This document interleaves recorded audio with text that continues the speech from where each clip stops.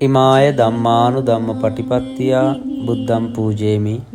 තථාගත ලෝතුරා බුදුරජාණන් වහන්සේගේ ද්‍රෝණයක් සර්වජ්‍ය ධාතුන් වහන්සේලා විරාජමානව වැඩ සිටින මේ උතුම් ස්වර්ණමාලි මහා සෑ මළුවේදී අපි යම්බඳු අසිරිමත් පින්කමක් සිද්ධ කළා වේනම් ඒ උතුම් අසිරිමත් පින්කම් වල ආශිර්වාදය බලය ශක්තිය කරන කොටගෙන ස්වාභාවික විපත් කරදර බාධක දුර වේවා.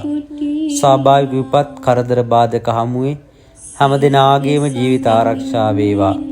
හැම දිනාටම මේ උතුම් පින්කම් ආශිර්වාදයක් වේවා. බුදුරජාණන් වහන්සේගේ පාපහසින් පාරිශුද්ධත්වයට පත්තුණු මේ උතුම් පින්බිම සියලු දෙවියෝ රැක දේවා.